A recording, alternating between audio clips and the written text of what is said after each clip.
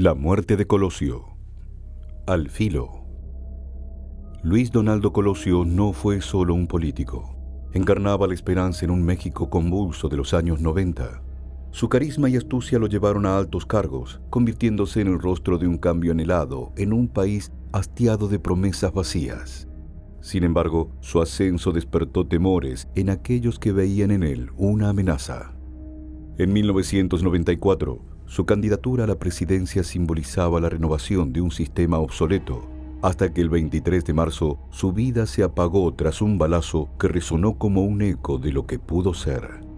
Más de 30 años después, el legado de Colosio persiste, pero su muerte permanece envuelta en dudas.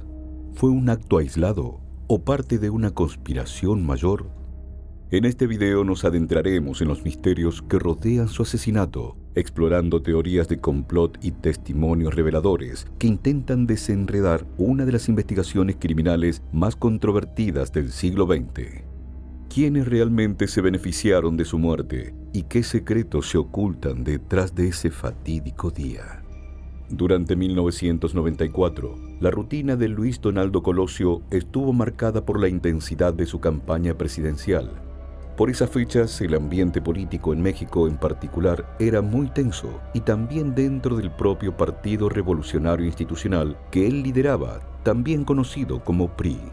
Sin embargo, el candidato nunca dejó de recorrer el país incansablemente, buscando conectar con la gente, hablar de sus ideas de cambio y sobre todo prometiendo un futuro distinto.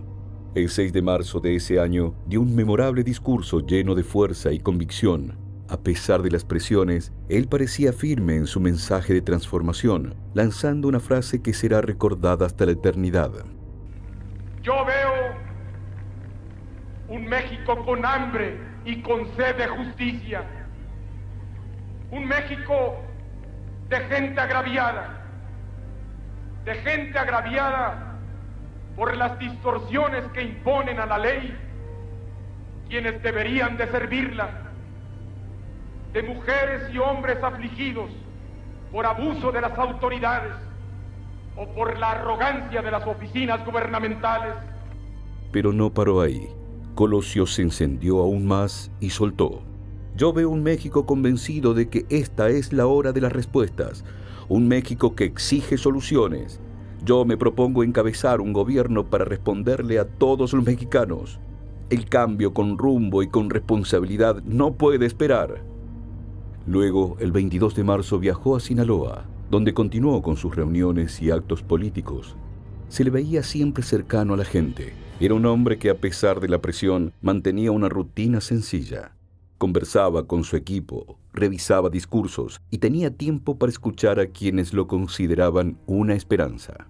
El 23 de marzo, finalmente arribó a Tijuana, Baja California. Allí, en el barrio de Lomas Taurinas, una multitud lo esperaba. Él, como siempre, caminó entre sus simpatizantes saludando. A las 17 horas, su acto había terminado. Luis bajó del escenario y se retiraba caminando, apretado entre el público cuando, de repente, la conmoción invadió el lugar. Colosio fue gravemente herido, su rostro y su cuerpo manchados sin que nadie entendiera qué había pasado.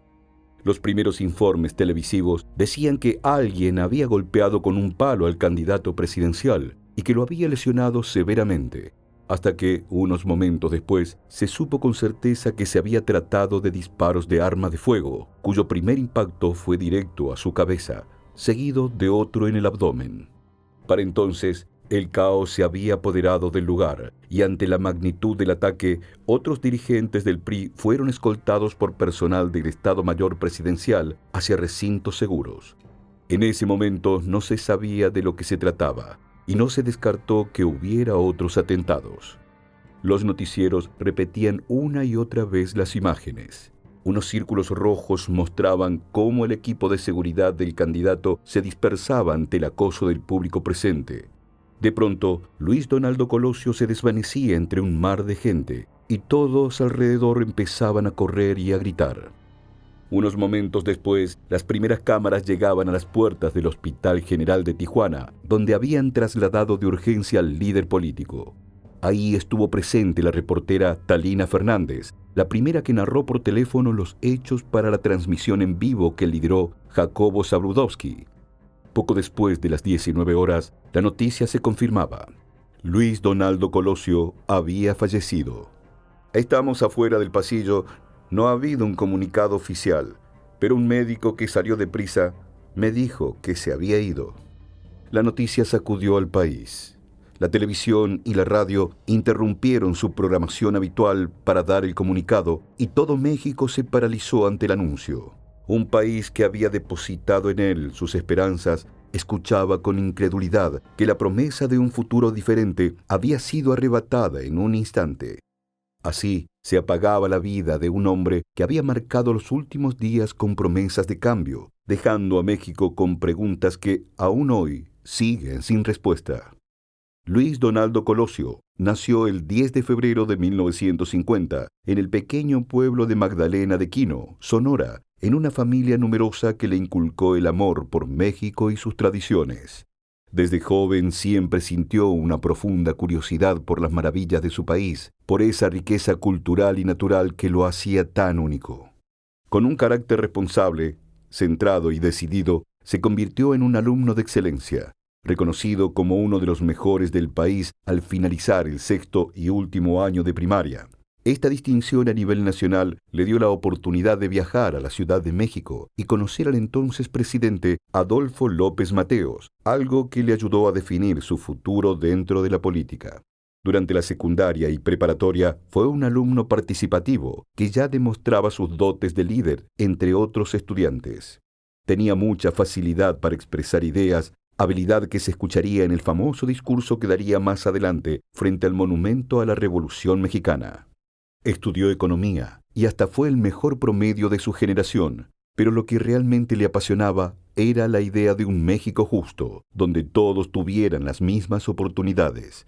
Por eso en el año 1975 hizo una maestría en Desarrollo Rural y Economía Urbana en la Universidad de Pensilvania, Estados Unidos. A su regreso se convirtió en profesor de economía y ese mismo año se unió al Partido Revolucionario Institucional, algo que cambió por completo su vida. En menos de 10 años ocupó diversos cargos como diputado y senador. Su gran momento llegó en 1992, cuando fue nombrado secretario de Desarrollo Social, desde donde impulsó políticas orientadas a combatir la pobreza, así como estrategias para que el pueblo encuentre un desarrollo más equilibrado. Podría decirse que él no era el típico político de traje impecable que solo aparecía en las grandes ciudades. Era alguien que prefería escuchar de cerca las historias de la gente y entender sus problemas. Esa cercanía lo llevó a destacarse, pero siempre mantuvo su enfoque en el México profundo, en los pueblos que parecían olvidados. En 1993 fue elegido candidato a la presidencia del partido y se mantuvo firme en ese enfoque. Esta visión no solo marcó su destino, sino también un antes y un después en la política de México. Tras el asesinato, comenzó una profunda y hermética investigación oficial, acompañada de muchas hipótesis de un pueblo confundido y en shock que no parecía dispuesto a quedarse con los brazos cruzados. Inmediatamente después, en el lugar del crimen, se detuvo un joven de 23 años llamado Mario Aburto Martínez, obrero oriundo de Michoacán, señalado como el autor material del asesinato. Le llovieron puñetazos y patadas, y los más violentos querían lincharlo, mientras era trasladado a la cárcel para iniciar las averiguaciones y determinar si tenía cómplices. El asesino, un joven de pelo rizado, un insípido bigote y una chamarra negra, había aprovechado que el candidato se abría paso entre sus simpatizantes, después de que la valla humana que debía protegerlo había sido rota, para acercarse con una Taurus 38 milímetros y tirar primero hacia su cabeza y después al abdomen.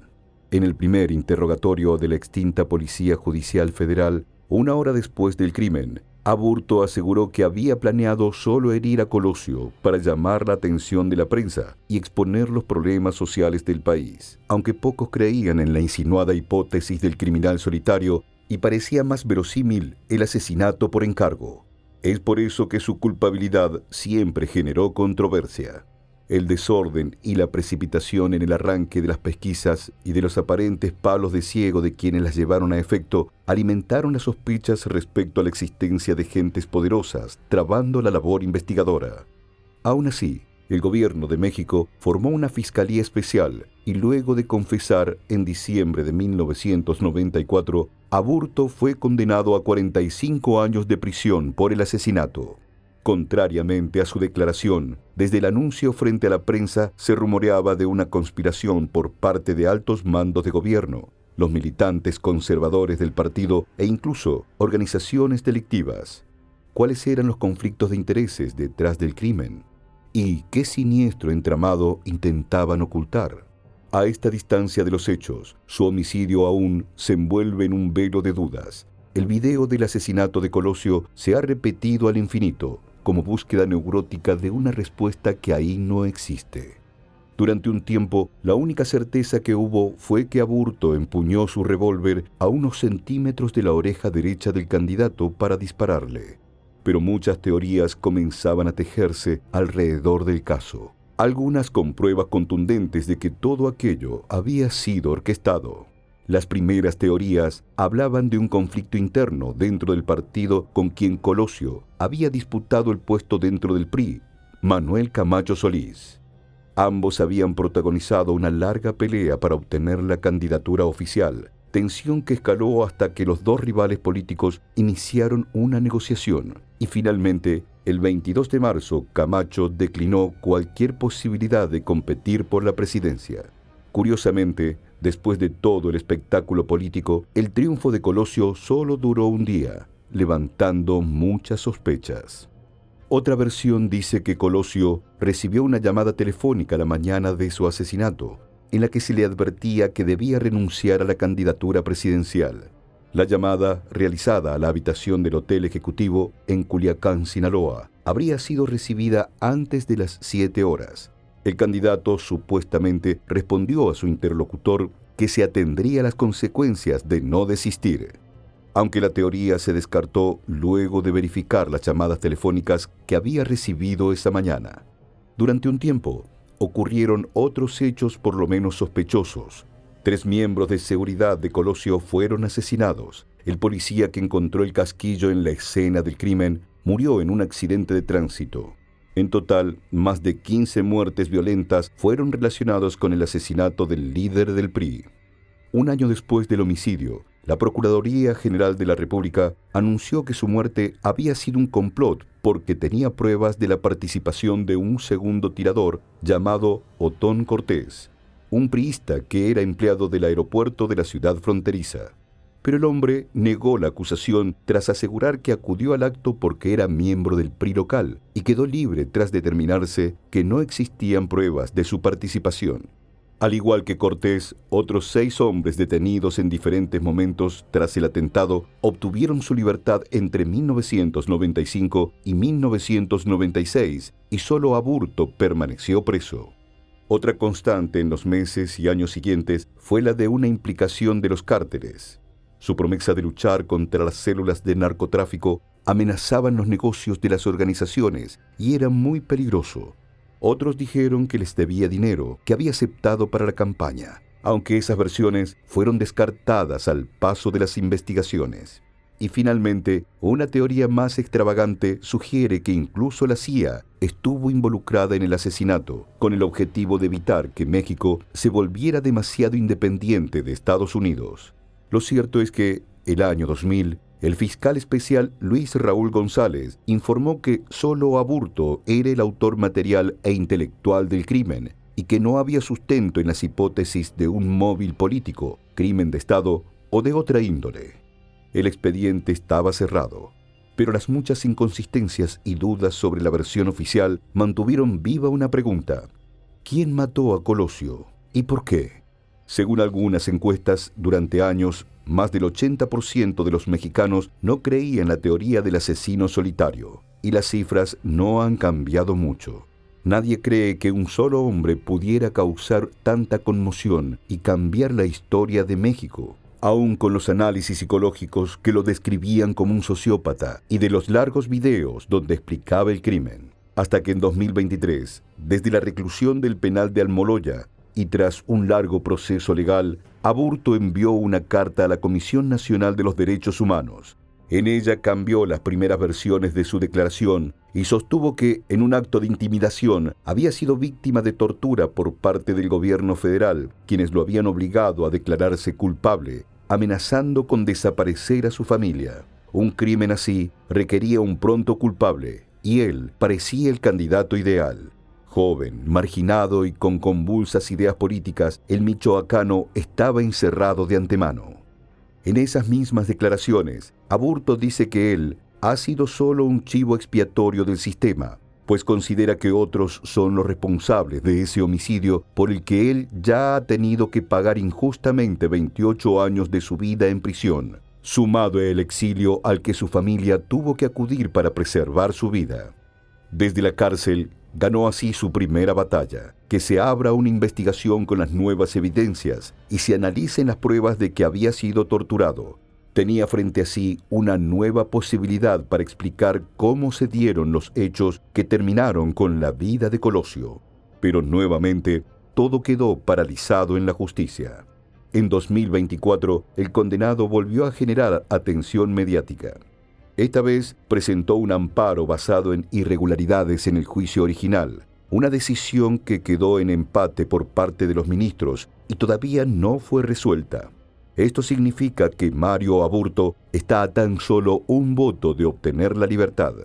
Han pasado más de 30 años y la muerte de Colosio no fue en vano. Desde entonces, México vivió un proceso acelerado hacia un sistema más democrático, sobreviviendo su anhelo por un cambio verdadero, uno que desafíe la corrupción y la desigualdad. Sin embargo, su partida para muchos permanece envuelta en misterios. ¿Sabremos algún día la verdad?